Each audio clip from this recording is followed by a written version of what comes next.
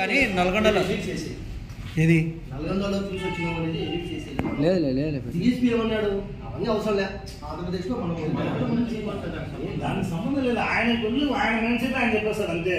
అది కూడా అది కట్ చేసేయండి అంతే కదా. పత్రికా విలేకరులకి నమస్కారము.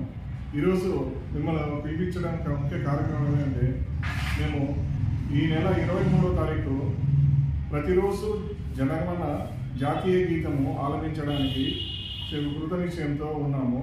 దీని గురించి మీకు సామూహిక ఈరోజు తాడిపత్రి పట్టణంలో రోటరీ క్లబ్ తరఫున సామూహిక జాతీయ గీత ఆలాపన కార్యక్రమాన్ని ఏర్పాటు చేయడానికి నిశ్చయించినాము.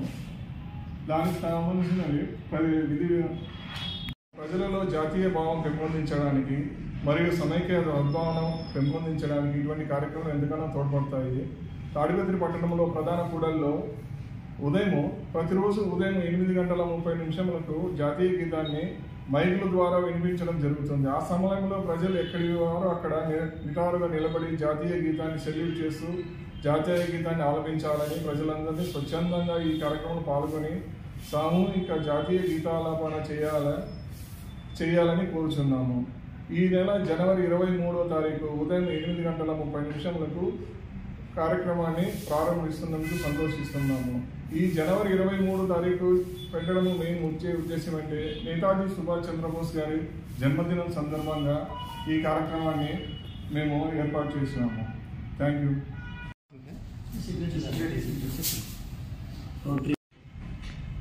మేము ఈ కార్యక్రమం చేపట్టేదానికి బలమైన కారణము మా వైస్ ప్రెసిడెంట్ గారు కిషోర్ గారు ముఖ్యంగా. ఎందుకంటే పక్క రాష్ట్రాలలో దీని గురించి బాగా అవేర్నెస్ వచ్చి జనగణమన ప్రతి కూడలలో వాళ్ళు నిర్వహిస్తున్నారనే ఉద్దేశంతోనే మన ఆంధ్రాలో నాకు తెలిసి మొట్టమొదటిసారి మా తాడిపత్రిలో నిర్వహిస్తున్నామని అనుకుంటున్నాము. నాకు తెలిసి అంటే ఇంకో వేరే ఊళ్ళలో ఉంటే తెలియదు, మాకు తెలిసి ఎక్కడ లేదు ఇది. ఈ కార్యక్రమము ఎందుకంటే జనగణమన అంటే మామూలు క్యాజువల్గా మాట్లాడుకోవాలంటే 10th క్లాస్ తర్వాత మన జీవన శైలిలో ఇది చాలా మర్చిపోతున్నాం. చాలా ముఖ్యమైన ఘట్టం ఇది. కావున 10th క్లాస్ తర్వాత కూడా మనం అంటే లైఫ్ లాంగ్ ఈ జనగణమన మనం స్కూళ్ళలో పాడేవాళ్ళం కదా, ఇక్కడ కానీ పాడతాము అంటే సర్కిళ్ళలో పాడి అంటే ఎక్కడ మనం మన ఇంట్లో కూర్చొని ఇది పాడుకోలేదు. అక్కడ 8:30 పాడితే దానివల్ల కూడా మన దేశం మీద భక్తి, జాతీయ గీతం మీద భక్తి ఇవన్నీ పెరుగుతాయి. ఆ ఆలోచనతోనే మేము నల్గొండకు పోయేసి అక్కడంతా పర్యవేక్షించి బాగా అక్కడ సక్సెస్ అయినందువల్ల కనీసం అంటే ఇది 3 నెలల నుంచి మా ప్రాజెక్ట్ ఇది.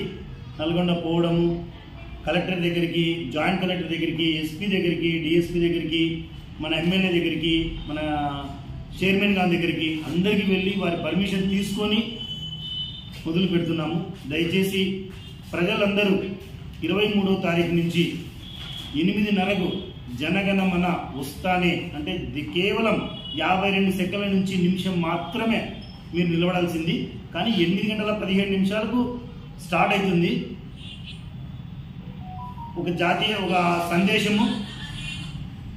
సందేశము అంటే ఒక పాట ఒక సందేశము లాస్ట్లో ఒక జనగణమన పాట వస్తుంది. మీరు కేవలం అవన్నీ వింటూ లాస్ట్లో ఒక 52 సెకండ్ల నుంచి నిమిషం పాటు ప్రతి ఒక్క సర్కిల్లో నిలబడి ఈ జాతీయ గీతాన్ని గౌరవించాలని కోరుకుంటున్నాను. నమస్తే. ప్రజల జాతీయ గీతం అంటేనే మనసు ఉప్పొంగుతుంది.